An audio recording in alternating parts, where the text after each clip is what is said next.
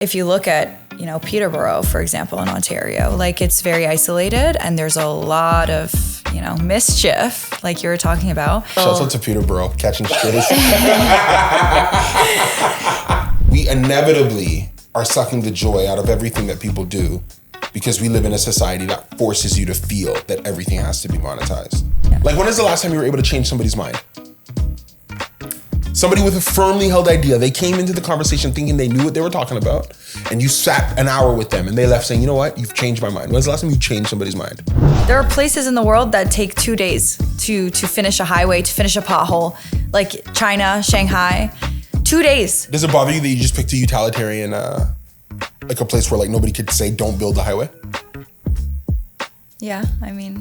First time I went to Orangeville, yes, I was tall. Orangeville at the time, like I said, not that many pigmented people. Guy looked at me and he says, oh my God, I can't believe you're so nice.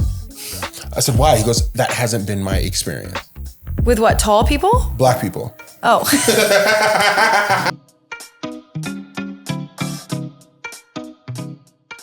If you had to start raising a family tomorrow, where in North America would you choose to raise them? We'll do North American and the Caribbean. I'll include the Caribbean for you. I would go for either Miami, Florida, somewhere in Florida. Okay. Yeah, Miami. You'd go Miami raising a family? Yeah, I would go Miami. Miami raising like little kids. Little kids. Miami is a great place for opportunity. And, little kids can grow up in the strangest of places and they'll grow up with stories to tell, just like I did. It's true. That's true. The thing that scares me about Miami, I'm not against the Miami choice. I always worry about the morality. I don't think any place is overly moral, but I always worry about the morality exposure of young children in certain places. I do feel like Miami is, everyone knows Miami to be like party capital. Yeah. And a place. You didn't say Fort Lauderdale. You didn't say you said Miami. Well, in my defense, yeah. I haven't lived in Florida yet. Okay. So I would say the most known area in Florida would be Miami. Sure. Okay. I 100% Boca Raton. I would move to Boca Raton and have kids there for sure. But I don't know. I feel like I'd want to live in Miami first. Yeah. If it's too much, because a lot of people say, they end up moving uptown, south. Yeah. But Miami is a place of opportunity, like a lot of opportunity, a lot of networking. Yeah. It's not just about the nightlife. It's not just about the beaches either. It's a growing city. Yeah. You meet people from everywhere in Miami.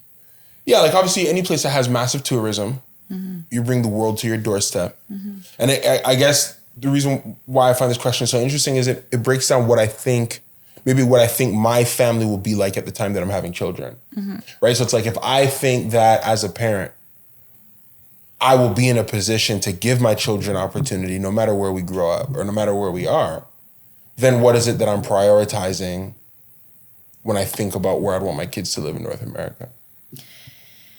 I feel like for myself, my upbringing was island life. Yeah. So born and raised on a small island,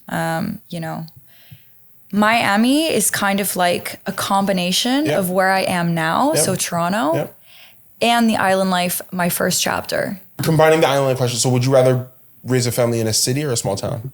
Or like a suburb? Or I would definitely say suburb, small town is great. Yeah. But I wouldn't do it in the city for sure. So you wouldn't raise a family in the city? Not in Miami, specifically downtown Miami, not Brickell for sure. I would definitely be in the suburbs. Yeah, comfortable, safe neighborhood. Mm. So you are raising a family and you live not in Miami, but you do live in North America. Yes. Would you pick somewhere else to raise your family if you could? I've never been to Miami, so it's difficult to... Anywhere in North America or the Caribbean. Well... So I live in a very small town right now. Mm-hmm. And I think to some extent the idea of raising kids in a rural area, a small town, is sort of idealized. Yeah. Like, it's nice to have them be able to go out and like play outside and that sort of thing. Yeah. But I do think when they get older, like you talked about opportunity, I think opportunity for kids is really important. Whether that be opportunity when they can get a job when they're a bit older, but also to just like go outside and have something to do, like have a community center, have a basketball court, have a whatever within walking distance or a bus ride away sort of thing. Obviously some of it comes down to parenting, but like, I think where kids get into trouble sometimes is when they have nothing to do. And so what they end up doing is, not to sound like an old person, but like getting into mischief,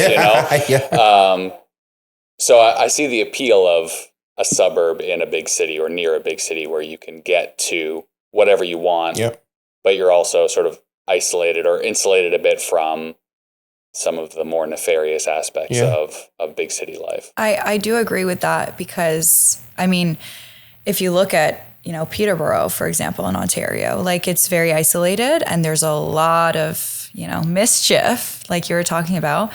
And I feel... Shout out to Peterborough, catching strays. It's still, like cute. Who did you meet from Peterborough? Like, if you think about Peterborough. Specifically. A lot of great people, you know? But I do feel like you are right about that. I feel like a small town does not have a lot to do. And it's not also about what to do. It's also about your views. And when you're growing up, it's what you know. So small town is all you know. And a lot of the time, small town people, small town kids, they never leave. They don't get the opportunity to see the world, or they get too comfortable. Having the opportunity to be close to a city, it also allows your kid to grow up with a little bit of like the hustle mentality. And that's the difference that I see growing up on a very small, calm island, and the mentality there versus coming into a city and you're always on the go. You cannot stop. You always have something to do other than growing up on a small island and you're just like chill, laid back, even sitting in traffic, you don't care. You're like, hand out the window. It's nice weather. The beach is right there. What is there to do? This is life. I was in a traffic jam once in Barbados. One car just pulled over. That's what the traffic jam was. And I remember I was like, this is crazy. My cousin's like, you have to just relax. Like, we're going to be here for 45 minutes. Yeah. But I also think that about a cultural thing. I remember one time I drove, I tell you all the time, Yannick and I, when we both finished college, we took a road trip across the country because I'm like, hey man, I want to see our country. I think we got to kill Arnie, Ontario. I always try and tell people it wasn't out of, we got to kill our Ontario. We're walking through a Walmart and I saw this kid just me and Yannick is a beautiful chocolate looking black man. And the kid just went like this. Yeah. And I guess I've always thought and hoped I want to live in a post-color society, post-racial society. I just know I don't live there yet. And there's all these little things that I'm aware of that I wouldn't want my kid to have. My kid can't avoid it. Yeah. But what's the balance? Does that make sense? What responsibility do we have if we're talking about having family to build culture identity, especially with the way our societies are handling culture identity today? There's a lot of it you have to do at home. And I think that the town that you live in enforces that or reinforces that, right? I wouldn't want, when I grew up, there was no culture that was a concept to me. There was a kid that I had met that identified with the culture I was learning about that day. Right. So when I learned about Japanese culture, I could think of my Japanese friend I guess I don't know where I'd pick in North America or the Caribbean, back to the problem, but I'd want to be an hour away from a major city. And I'd want to feel like it was a place that had a bunch of international people that didn't fit into specific roles. So no matter where I would want to be able to think that I could see somebody from any part of the world doing any type of job.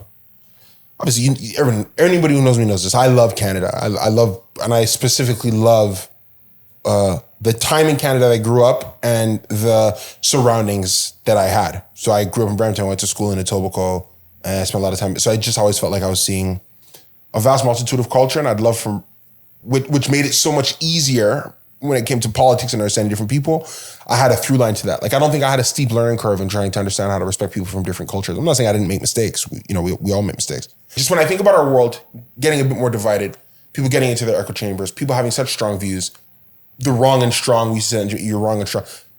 I just imagine that the decision of where to raise a family is going to be a very critical one It's probably always been a critical one, but I think it's going to be a very critical one over the next, 10, 15, 20 years as the people that we're raising our kids around become more and more people that we don't understand. Like, I feel like when I was younger, I'd be okay, I don't get it, but I understand. Yeah. Nowadays, I catch myself in rooms where people are saying something like, I have no idea what this person's talking about. Yeah. Or where they got it from. And like, oh my God, we're going to have kids together.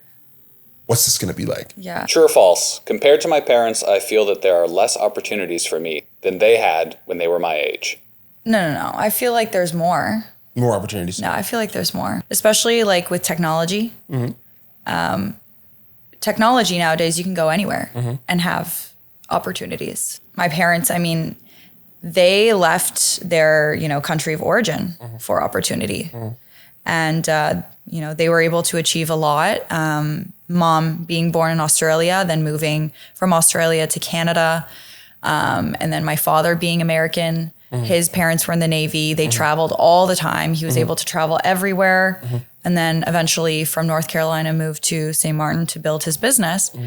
I feel like nowadays, they didn't have technology back then as much as like we have today. So communication is a big thing that was lacking back then. Social media, you can grow almost any sort of business with just a phone in your hand. I think that there's more opportunity. I think factually speaking, if somebody said factually, obviously it'd be crazy to say there's less. I worry though that the extra opportunity and the extra focuses and the extra directions has almost paralyzed people, because instead of having a sense of maybe individual or single options that they can do to advance their lives, to dig into, they get almost paralyzed by the wide range of choices. So there's more opportunities, but I find today people seem less decisive. That is very true. I do feel like I feel that way sometimes too. Really? Yeah. For sure. I mean, coming from a small island and then moving to the city, you're just like, your eyes open. Sure. You're like, oh my God, what is there to do? Sure. And then as soon as I started to like dive into different areas and corners and, even skills, hobbies, I could never stick to something because there's always something new happening. Yeah, I do feel like also like social media has a big impact in that as well, for sure. You think social media is why people are paralyzed for choice, or they see too many options? Too many options, yeah. I feel like you have, social media is just like every day. I mean, I don't know about you, but like being on a phone, like I'm sure you're on a phone a lot, especially for business. Yeah. But being on a phone, there's so many of these apps that you can just open. And the first thing you open, it's just like based off of what someone's job or career is, or like what they're doing in the moment. Like, where am I at right now in the world?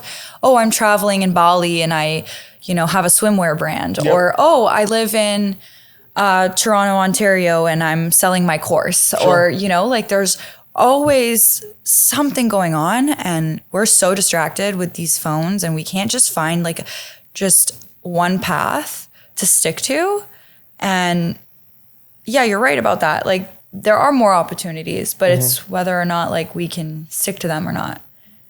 Well, I think to some extent there's more opportunities, but there's less reward now for pursuing those opportunities.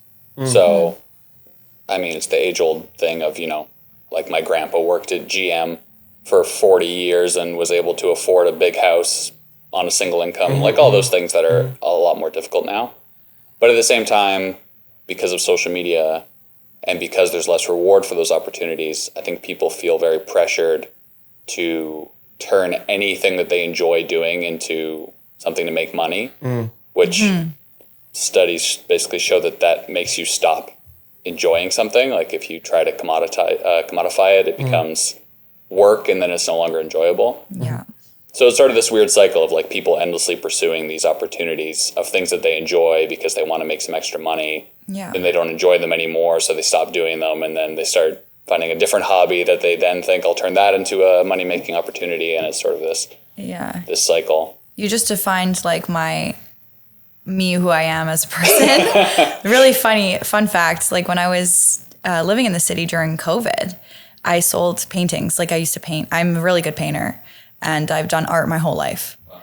And I sold a lot of paintings. I eventually, I don't know what happened. Money wasn't doing that well. I was selling them and they were really good, but then they started to slow down.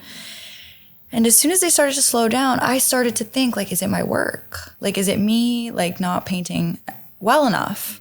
Or, like, am I doing something wrong? And it was all about money.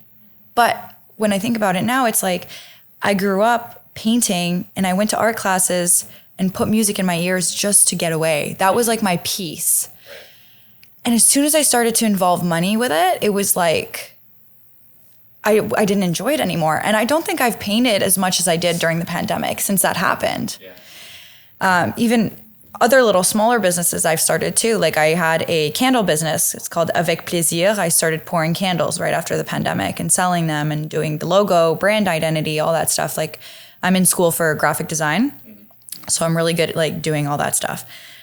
It went really well, social media. And then, you know, again, I started to slow down, didn't get as much orders, didn't keep to it, didn't like stick to it, didn't enjoy it as much. Went from enjoying pouring candles and like smelling them and like designing the whole brand identity to why am I not getting any orders? Why is it like, it's all about money nowadays. It's crazy. Like anything you try and dive into, you immediately try and like tie it to money. And it can be really sad too, because then you stop like doing your hobbies and doing what you like because you're trying to monetize it. This also sounds like a very ADHD experience. Yeah, like I was about to say that. I don't know if this seems very connected to what you're describing. Yeah. Yeah. Yeah. I mean, it is. Like sometimes I like want to stick to something, but there's always opportunities and things around the corner that just like interest me even more. Yeah. And like, yeah, it could be my ADHD. It could be just like I'm not focusing hard enough on something. But I'll like something a lot and I'll like want to pursue it not for the money. But then eventually like money gets into it because I want to like. Excuse my ignorance, but when we're describing ADHD, the way to beat ADHD isn't just to say you'll focus more. I mean, you have this natural propensity to. So I don't want to put it on you of like, oh, you know what, man, in face of the ADHD, just focus more. Like I don't. Well, that's what I've been told my whole life. It's like you have ADHD, focus more. You know, like that's not the answer. That's not. Is that? I don't think that's what we're supposed to say. I didn't mean that derogatorily. I mean, I know a lot of people with ADHD who have a lot of hyperfixation. So you hyperfixate on one thing, pour a lot of your energy into it, and then once you sort of get over the hump of like all this time and energy invested into it, there's another thing, and then you start focusing on that. I don't mean that as a bad thing at all. Yeah, I like it. I'm not saying that ADHD is terrible. I'm just saying that like I've learned to work with it. And obviously with that, I have to accept that like I'm interested in so many things at the same time. So yeah. I used to have a business partner like that. Could come up with ideas in a week, like, hey, let's do this business. It's gonna be what we're gonna do now. It's gonna be fantastic. Didn't like running the businesses because I think all humans, the dopamine, the excitement of a new idea is so intoxicating. Yeah. And like you think, this doesn't exist right now. Yeah. I'm gonna make it exist. You're gonna be like, it's gonna work. It's right. I'm gonna pour can. Oh my god, this smells amazing. It's in a look at the shape it's in. I'm gonna sell it now. I've sold one. Yeah. And then after you do that, it's like I have to keep selling the same thing I just made. No, I'd rather want to make something else. I want to make something. So a lot of times I think it's like the pairings when we talk about business, but you and I always lament this. I don't know how you feel. There's this push towards, and you would say that this is the natural conclusion of a capitalist society, where we inevitably are sucking the joy out of everything that people do because we live in a society that forces you to feel that everything has to be monetized. Yeah, I mean, I think that also, again, it goes hand in hand with, if you can work 9 to 5 at an easily achievable job or an easily gettable job and live a very comfortable lifestyle, I think you do your hobbies for fun. But most people don't experience that these days. Most people work their 9 to 5 or whatever their hours are, and they're still short. Or, you know, if you live in a city, maybe you pay your rent and your bills, but you have very little left to go out and enjoy the city. So you have your side hustle. And I think that's very normal for most people now. Cost of living is high. When cost of living is high, I feel like people are just like, they're on hustle mode. Yeah. So they'll take their hobbies and they'll abuse them to the point where they're like, I gotta suck every penny out of it. Like I gotta try and make money off of it because the cost of living is so high. I can't function with my regular 9 to 5. Like for me, like I never really thought about money as much as I did in the city. And when I like eventually I have my job, you know, like I'm okay with it. I don't work crazy hours. I have a lot of time on my businesses. If I want to like pour candles, do jewelry, like I have like many little hobbies that I've played around with and tried to like, you know, make businesses. But I have a lot of time on my hands. And when you have a lot of time on your hands and you don't have a lot of income and cost of living is high, you're like, fuck, what else is there to do? Yeah. Let me try and make money off of what I have. Like, you know? What is one resource you had access to when you were young you regret not taking full advantage of? I would have to say growing friendships in St. Martin, like, and keeping them. It was very difficult growing up because of my, you know, like switching schools, my upbringing being English, color of skin. And I don't know, maybe I was just like a socially different person back then, but I never kept friendships that well from St. Martin. So I don't have lots of ties to St. Martin anymore. I think for me, my 4 years in college as a time in my life, I'd probably relive, or not relive. There were resources there I didn't use as much as I wanted to, because on my way to college, there was the pressure in high school. You know, you got to get you got to get the grades. You got to, you know, I remember the whole academic applied thing. There was like academic applied thing in school. Academic and applied. So I remember you got to get academic and you got to get good grade. You got to get good grade. You got to get extracurricular. I mean, what are you doing? You're not doing extracurriculars. You're freaking feeding the poor. Yeah. So not like I didn't like doing these things. I was incredibly active in my church, and I remember that grade 12 year. My grade 12 year was the easiest year of high school of my entire life. Because I knew I was going, I think I'd gotten it. How do they do applications? Like I knew I was going to school. I'm like, my grade 11 grades are amazing. I'll be fine. Yeah. And my grade 12 year was the first year I had a spare. So like I wasn't even at school all day. I was going to Pizza Hut. They used to have like a buffet. Yeah. You know your way around the school. You know all the teachers. It was the most comfortable I'd felt in an environment because I know this place. I know it so well. I feel in no danger because I'm tall, I'm big, I'm strong. The bigger and stronger guys are my friends. This is going to be great. Then I got to college and I was very much focused on a new identity when I got to school. Like I was very excited to be like, okay, now I become a person. I'm outside of my parents. I will become me now. That lasted a year and a half. And then I immediately started thinking I got to make money. I wasn't a student. I had my friends, like, you know, my first year, so I went to York. York has a huge library. Like infinite, thousands of years worth of, and I love reading now, thousands of years worth of concept history. In my total 4 years there, I lived on campus for 2 years. I probably spent in total 20 hours in the library, maybe, because, you know, you get a book and you leave. But this was like, even when I walk through now, it's like a cathedral of knowledge. Like I would love to be there, and just the ability to learn.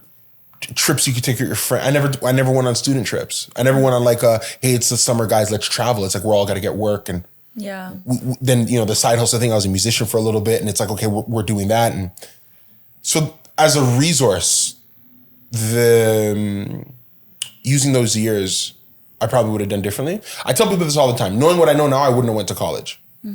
In terms of because I don't use my degree, I ended up becoming an entrepreneur. Yeah. But I didn't know myself. When I left, at 17 years old, I did not know who I was. Yeah. And when I left school, I did know who I was. So I do credit those 4 years with giving me an identity.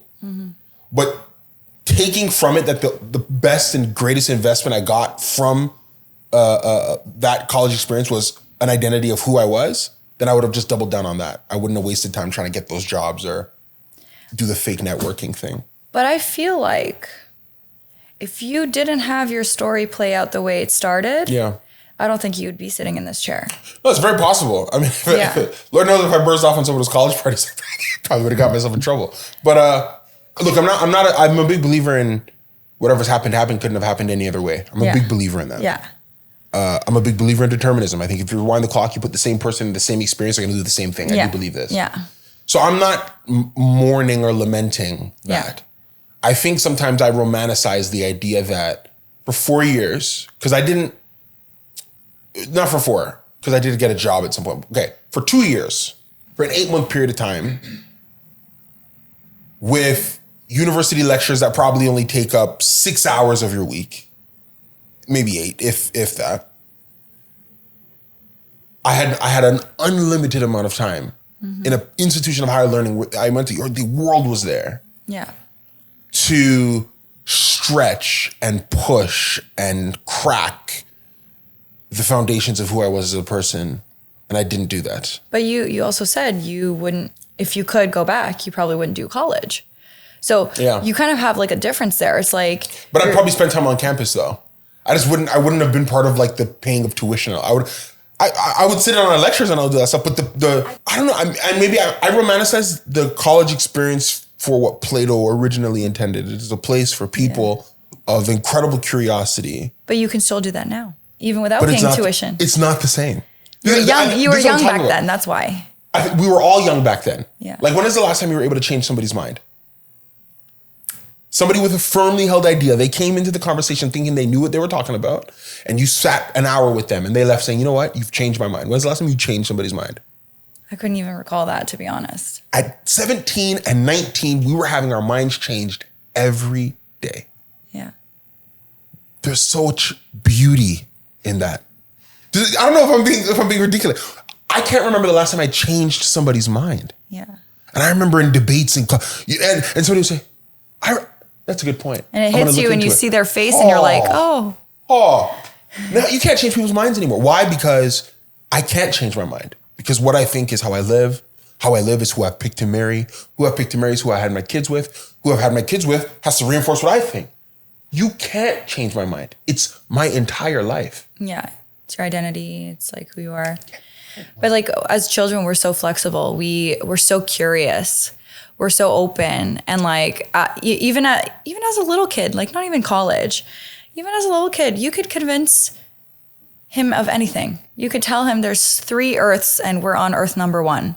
And he'd look into it. And he'd be like, yeah, I believe that. I believe that. Look into it, man. But that's again, like you said, it's the beauty of like being young and like, but now we, as an adult, we've passed that stage. We have the power to convince our younger generation. Do you? Yeah, I think so. When is the last time, then I'm going to do it again. When is the last time you changed somebody's mind? I mean, like I was a camp counselor. When I was a camp counselor, there were a lot of things that I would talk about with my campers, and a lot of them were very young. Some of them were still in the stage of, not being aware of what the world really is. And there are little things like safety. If you convince them, like, you can't do this because safety is in play, you have to explain it to them with such detail for them to comprehend and to understand. And then they'll finally realize, like, oh, okay, sure. Yeah. Now I understand. But I don't think since I was maybe a camp counselor, maybe if I was, in a way, a creative. Yeah. There are some people in my life that they'll take my knowledge and my opinion and they'll be like, yeah, you know what, you're right. But I can't sit here and debate with someone about an opinion anymore as strongly as I probably would when I was younger. I feel like I get my ideas added to. Yeah. I think I allow my opinions to stretch or to encompass other thought. Yeah. But I can't remember the last time somebody actually totally, utterly changed my mind. Yeah. I came in thinking this. From our conversation, I am leaving now thinking something else. When I was a musician and I used to write songs, I was vulturing my friends' life experiences and then writing about it. And I because I grew up in church, I had always such a strong moralistic point of view that I so enjoyed ripping in half every time I would pen something. Because you never stretch yourself more than when you try and give an excuse to someone you love for something you thought was inexcusable. The first time I remember I had to do it with my dad once, where I love my father, I'll never not love my father. So I have to humanize something I never thought I'd have to humanize. And what the journey you go through to do that. And changing my own mind about what this means. And, but as you get older and people let you down a different way, or people become firm and they don't have the open-mindedness. Yeah. your mind not being able to be changed is a necessary self-defense mechanism. Yeah. I mean, that's what they say with old people too. Can't change their mind. Can't teach a dog old tricks. Yeah. Like, realistically, I have loads of experiences where I get an epiphany where I'm like, oh my God, like, this needs to change. For example, relationships. You know, I've gone into a couple of relationships that have not at all gone away that I ever thought they would have. That's the last time you changed your mind. You decided you don't want to be with that guy anymore. When something happens, you're like, oh, you like realize. Yeah. You're like, oh my God, like this has to change. I can't stick like this forever. Politics too, like just because I like quite recently diving into all that, you know, I'm very open-minded. So if you tell me something that in my morals, like sit with me correctly, then I agree with it. But see, look at that initial filter. Like, look what you just said, which I love. Yeah. If you tell me something that agrees with my morals. So before you determine the merit, you're trying to see if it landed okay. Yeah. It landed. But what if it doesn't? Like, what is something that you morally disagree with? Give me a firm one. I morally disagree with this. Political wise or what? Anything? You firmly disagree with it morally. A good thing, not a good thing, a terrible thing that's happening right now in Toronto. Just like, for example, the construction that's happening. Okay. I really disagree how long it's taking. You disagree how long construction takes? Yeah. So you disagree how long construction takes? Okay. So you want to shorten the time? Yeah. There are places in the world that take 2 days to finish a highway, to finish a pothole, like China, Shanghai. 2 days. Does it bother you that you just picked a utilitarian, like a place where like nobody could say don't build the highway? Yeah, I mean. Like it's a trade-off. You know what I'm saying? It does, yeah. You morally disagree with the time, but would you morally disagree with you having no choice but to see the highway go up? Yeah, I guess so. Because the truth is that, and I love when people say, man, you go to Russia, a hospital go up. That's because no one can say no to the hospital going up. Yeah. Things happen very fast when nobody gets a voice. Yeah. So I think, but see even that in that initial, yeah, like man, there must be a faster way to do it. Yeah. I don't disagree with you. But it's the balance, right? If we want to give everybody a voice, I guess my thing is this. I will not say everyone should have a voice, but then make my primary concern how long it takes for everybody to talk. Or to respond. Because I just said everybody should have a voice. Yeah. If I want to, sometimes if you want efficiency, you can't have democracy. I really do believe this. If you want efficiency, you can't have a democracy. But you need democracy because everyone should have a voice, shouldn't they? Yeah. You know? So it becomes difficult. But yeah, I just think about those formative years. As a resource, my young mind, my young, shapeable mind, I have since lost. Because so much of what I see, how I see the world, it's not theory anymore. It's not books that I was reading. I've lived some of the stuff I thought about, and it's now firmed me and hardened me in a way where my mind, I know, can't be changed about certain things. But that's also the experience based off of you being in your youth, and you were able to suck in all this knowledge. Yeah. Again, it's thrown you back out to who you are now. It is, but I also think that experience is the worst teacher. So, because the experience has no context but itself. Do you think humans and the way they grow up and mature and all that stuff, do you think it's like a negative thing that we get so close-minded? Okay, now we're getting into the weeds. Okay, I appreciate someone's experience. I don't want to sound like a nihilist. I love that people need to have experiences. But when it comes to society, the uniqueness of experience prevents the growth of society. I'll tell you a perfect example. I had a friend of mine, we were having a discussion about global warming. And I said, there's global warming. Yeah. Trust me, there's global warming. He said, no, there isn't. I went to Google, we're bringing out articles. I said, look, there's global. I was talking about the melting of the polar ice caps. Look at the weather shifts. You can't tell me that because I went to Miami in the 90s. I've gone now, 20 years later. And it's no hotter. That's my experience. Yeah. So you can't tell me. And he was older than me too. So he said, you can't tell. When you went to Miami, I was just, and it's an experience. Now we're not having a discussion about truth. Yeah. Because I can't tell you that what you're feeling isn't true. It's emotional. You've killed the conversation. He connected it to based off of emotional, not logical thinking. It happens an inevitable period amount of time. The first time I went to Orangeville, I'm not going to say the guy's name. First time I went to Orangeville, yes, I was tall. Orangeville at the time, like I said, not that many pigmented people. Guy looked at me and he says, "Oh my God, I can't believe you're so nice." I said, "Why?" He goes, "That hasn't been my experience." With what, tall people? Black people. Oh. Tall people are so mean. But yeah, no, but I feel it's like an experience. How do you rob someone of an experience? But it is the worst teacher because it draws on nothing but itself. And I think the greatest opinions require context. Experience is the one opinion driver in human life that has no context.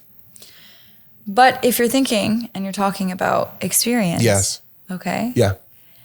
Experience builds a person. Yes, it does. And with that person and that experience, Yes.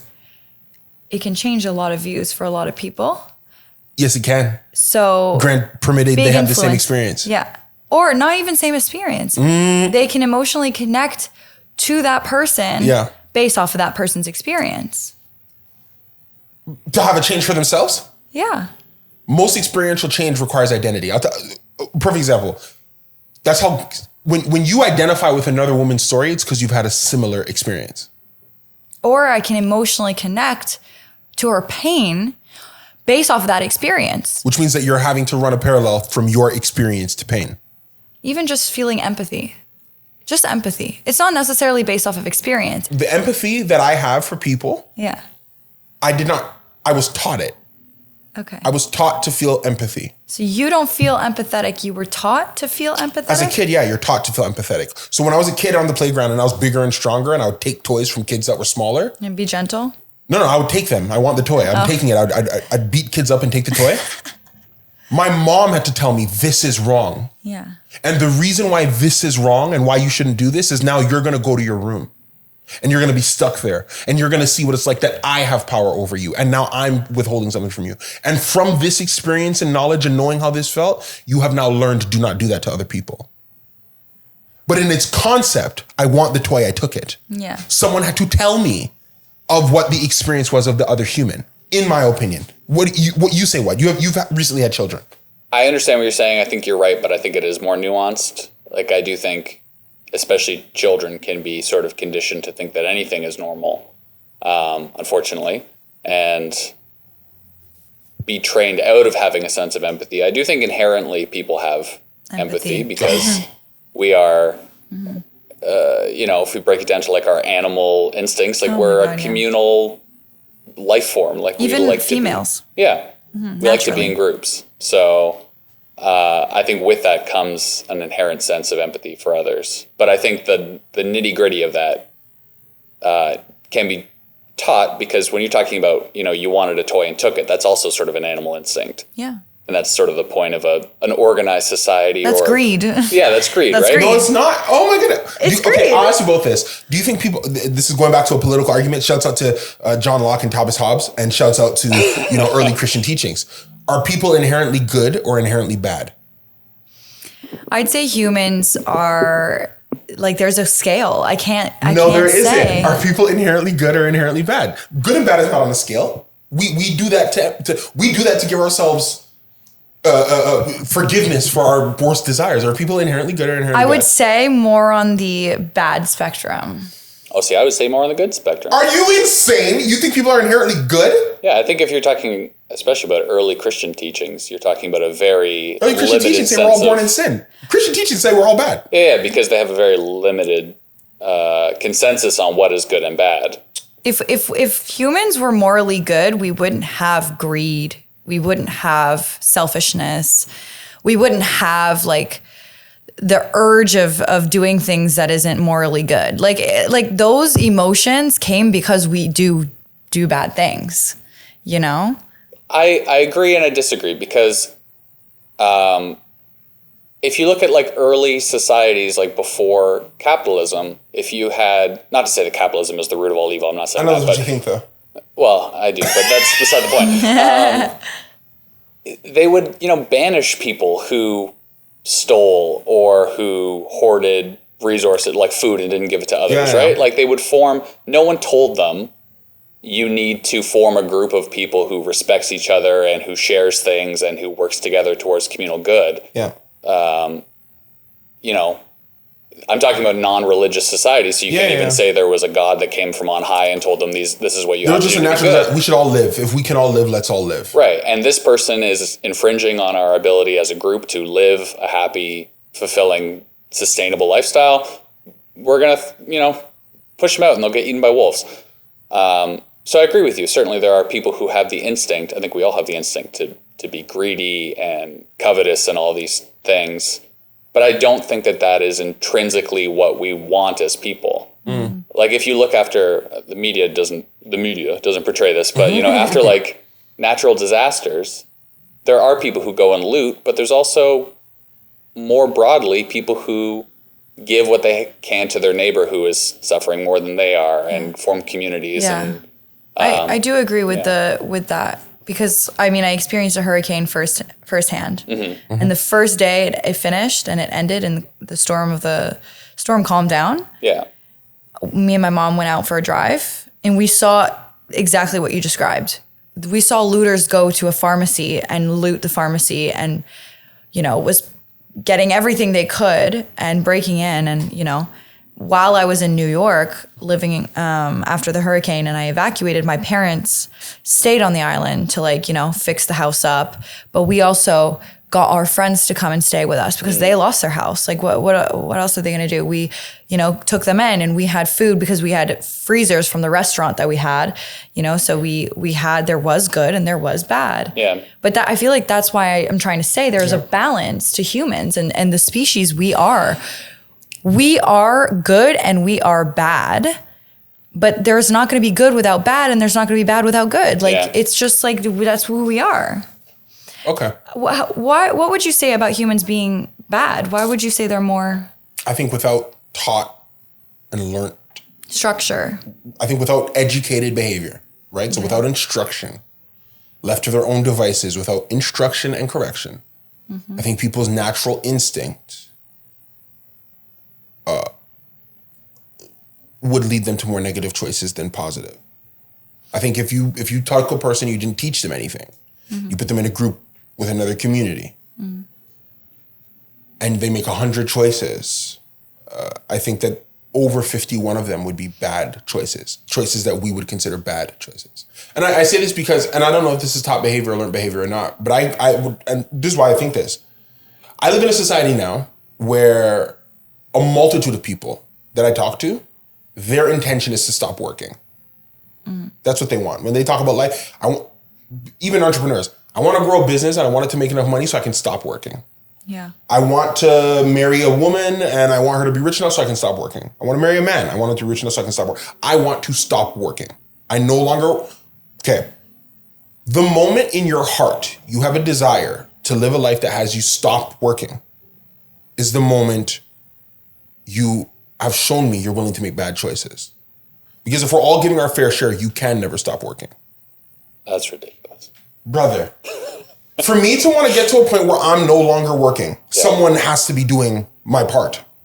You're equating working in, again, I'm going to rail against capitalism, but you're equating working in a capitalist society with contributing to your community, to your society. If I have a plot of land, okay, and I have to, let's go very simple. If I have a plot of land and I have to mow this plot of land, okay, and when I mow this plot of land, I get $1. That $1 is good enough for me to sustain my entire life, okay? We live in a society where inevitably the person plowing that land is going to think, I got to get somebody else to do this. I don't want to do this anymore. This is what people say. I don't want to do this anymore. This part of land that I have to plow and wake up every day and do this and my clothes get there, I don't want to do this anymore.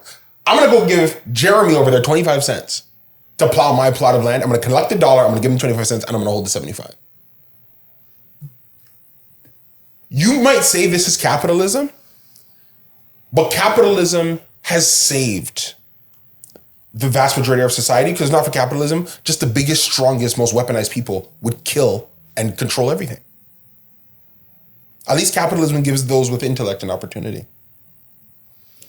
So I think most of the people who talk about wanting to stop working are, John who sits at a cubicle and types things in. and he makes things appear on a screen that generate wealth for a guy sitting in a penthouse in New York City with 2 yachts and a private jet. Yeah. Those are the only people you think talk about stop working? No, lots of people do, but the vast majority of workers in capitalism are not like, wow, look at the fruits of my labor. I've sowed a garden today so my family may eat. Yep. The vast majority of workers in capitalism are, wow, I have generated shareholder value today to no benefit to myself except for the pittance that my overlord has given me. And then they want to stop working because they want to do something with their life that isn't like slaving away at a menial job that gets them no purpose. You are not trying to get me to believe that this guy wants to stop working so he can go make a garden for his family. What do you think he's doing then? I think he wants to stop working. I don't think he wants to work. Do what? I think even the farmer. Right, so what does that person do when they stop working? They want to experience living their life and doing their hobbies and doing things that make them happy genuinely. Yeah. Because the meaning to life, to me, is not to work, and it's not to work to make money. It's to find something that fills you up and fills your cup, that you are happy and you have a reason to live, where you're like, I want to work so I can work to get out of this, so I can do what I want to do, so I can have enough finances to even start what I want to do, so I can pursue the dreams that I've had, But I understand your scale where like you're kind of categorizing people as, okay, if I don't want to work anymore, I'm going to find someone else to do the job. That's what you're saying. But at the end of the day, this world keeps rotating and people and jobs keep coming in and out. Opportunities keep growing and changing and everything changes. It doesn't stay the same. So if someone takes someone else's job, or if someone doesn't want to work in their job or their position anymore, there's always going to be a replacement. Why was there slavery? I just want to throw this out there. Why was there slavery? This is a time when people were farming and giving to, no pittance, no masters. Who was the first guy who said, why did they have slaves? Why did they do that? So they didn't have to do the menial labor. It's the same concept.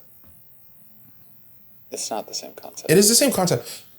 But you're leaving out half the equation. No, Socrates talked about this. I remember one time Socrates gave it a people make this an argument for communism, and it's not. Plato's Republic. Socrates is talking to the people. He says, we'll have a city. We're going to have this much. We're going to disperse. Everybody's going to have the same thing. And the people come to him and say, your city has no spoils. There's no joy in your city. There's no gold. And he looked at the people and he says, if you want your city to have spoils, you will make your city become feverish. It'll be sick now. Because the moment you want to have a little more or a little different than the guy beside you, you are tapping into the worst part of yourself. And I've never met a person that wasn't in some small way wanting to be an individual. The very pursuit of your individuality is a sign of your inherent evil. You're using the same argument that people use against social services, which is that people I hope I'm not doing that. I believe in social services. You say people take advantage of them, which is true. There are certainly, for example, mothers who have a lot of kids and neglect them so that they can make welfare checks. Yep. There are also people who are struggling, who need welfare checks to be able to get out of a bad situation and make something of themselves. The same way, there are people who want to stop working so that they can exploit others or watch every show on Netflix and do absolutely nothing else with their life. Similarly, there are people who want to stop working so that they can pour themselves into the lives of the people they love, or travel or do things that are fulfilling to themselves and the people around them. Yeah, it's like the parable of the fisherman, which, look, a businessman walks by a guy fishing with a line and he goes, oh my gosh, you're a good fisherman. You should hire somebody to fish for you.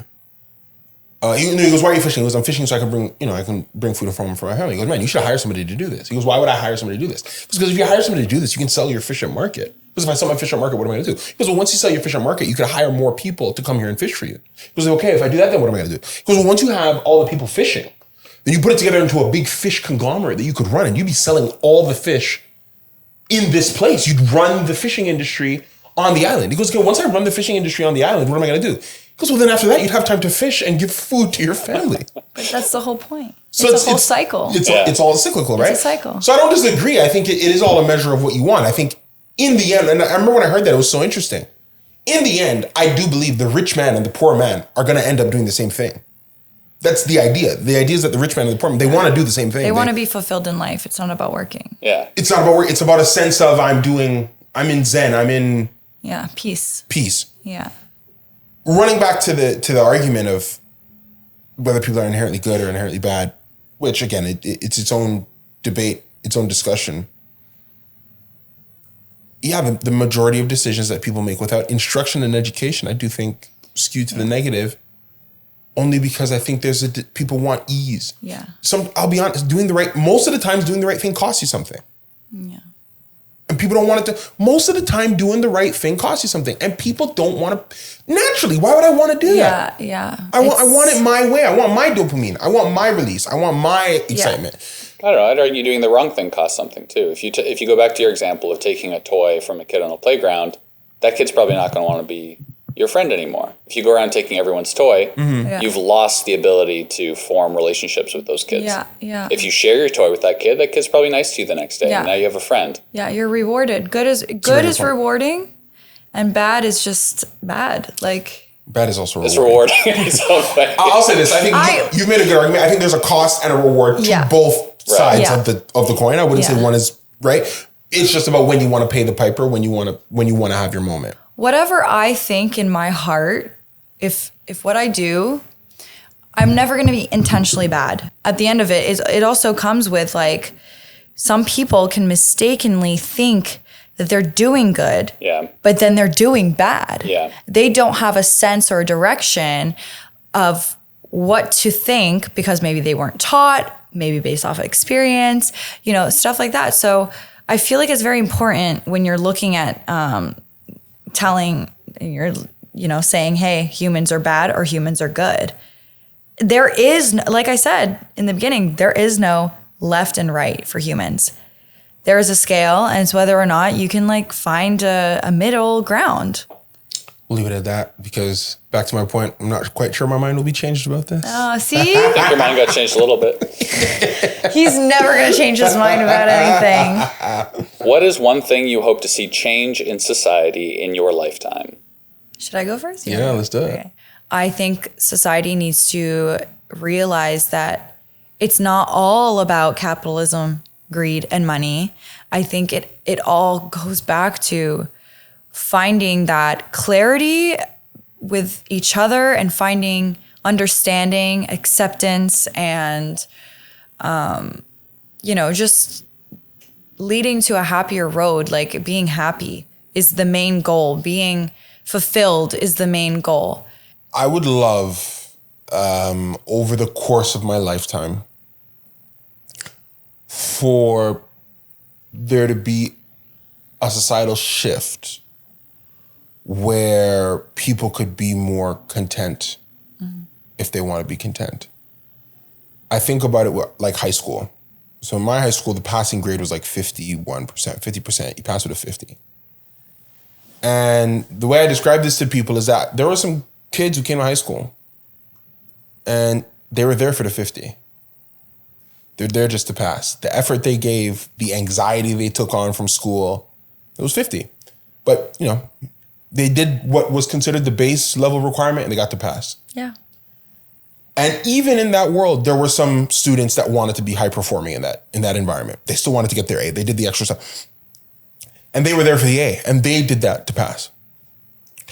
I don't know how healthy this is to say, but I would love for society to be that way. I don't think everybody wants to be a hustler, and I think that's okay. But I think that everybody feels like they have to be a hustler because if they don't do it, I don't think they can live. Yeah. Like in high school, the kids who got A's, you ever remember diorama projects, like the Bristol board stuff? I did some good stuff. Bro, I used to see kids do you remember the first time you thought of a 3 fold-out one? I was like, yo, you can do that? Like, this kid's losing. But in my heart, thinking about it now as an adult, yeah, you did deserve the A. Because what you did to make this thing fold with the glitter and the color and music somehow was way more than I did with this yellow thing that I drew on. And I'm going to pass. I'm still going to pass. I got a good grade because the information's here. I've put in the effort. Yeah. But you do deserve a little bit more than me because this is not the same. And I there's enough wealth in the world, especially in the developed world, that I don't know if this makes sense. If you're giving it a good old-fashioned college try, Yeah. you should be able to live. Yeah. You should be able to eat. And similar to school, you should be able to get 2 months off. There's enough money to do that. There is enough money to do that. And there's still enough money that the kids that are doing the A's with the big Bristol board, you could still fly your private planes and be at your fancy restaurants and have your yachts. But you can leave enough of this on the table that for those who are just giving it a try. Yeah. Because they're trying. Yeah. 50 is a try. Like, at 50, you didn't, but you tried. You showed up. You weren't late too many times. You tried. Because there are some kids that failed. They did not try. And those among us in society who don't try, I'd say you're going to, maybe there's failing. And social assistance should be there. Social assistance should be there to help those who have failed, because a developed nation should not let its people die if they're law abiding. Mm-hmm. The people who are giving it a try should be able to pass. Yeah. The people who want to be high achieving should be able to get the awards that come with it, the valedictorian, their picture. If I want something from society, I want something that mirrors what I saw in high school. Because I just remember people being a bit happier. You want a true meritocracy. Yeah. Yeah. There are kids, again, like you said, that would try, and there are kids that failed. Mm-hmm. Some people are better doing some things than others. Yep. And that's what builds a society. Yep. And whoever finds, again, fulfillment within what they're good at, that's what's going to drive you. That's what's going to make you successful in life. But for people who, like we were talking about this, like, again, the whole hustle mentality of doing, like, for example, people in Miami that are selling courses of how to be a businessman or doing all that stuff. Like, sure, it's a topic, it's a thing that you're finding that you're doing, but you're selling your personal brand. Yeah. You're selling yourself. Yeah. Like, anyone can do that. Anyone can build something and say, hey, I'm selling a course, and do it. What is something you're really good at that you can monetize and make money off of, or just be happy doing?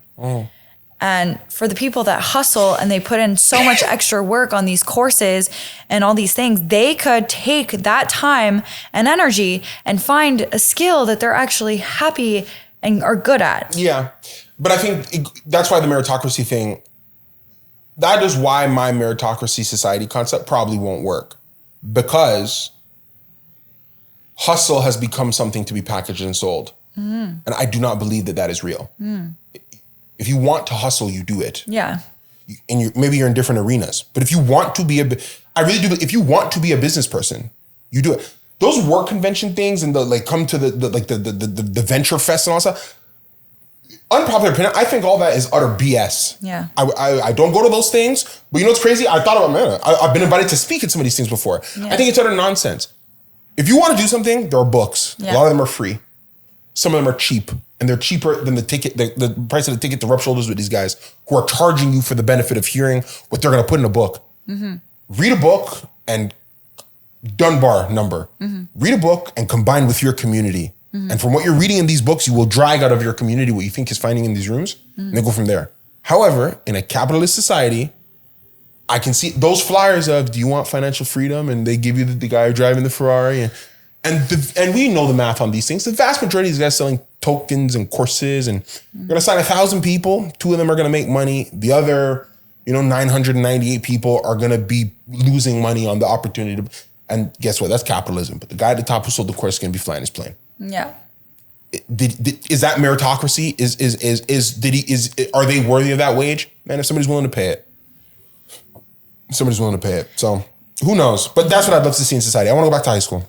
Yeah. A true meritocracy where, like you said, if you're the artistic person, and I do agree that if sometimes that's just not what society needs right now, so you're not going to get crazy compensated for it, but you shouldn't go hungry. Yeah. Because you shouldn't go hungry. You should be able to have it as a hobby and do something. Menial jobs should pay a living wage. Yeah. Because and there's enough money to do that. But who knows? Socrates told us the city is fever. But with that, thank you for joining an episode of Opposites React. Thank you. Let's Talk is the name of the yes, it is. It is. Let's Talk. So we'll share that. Did you have fun? Did you enjoy it? I did. I had a really good conversation. I feel like I expressed myself quite a lot, so that's Perfect. Good. Very good. All right. Learned some new things too. Did not change my mind, but learned. There we go. I will catch you guys next time.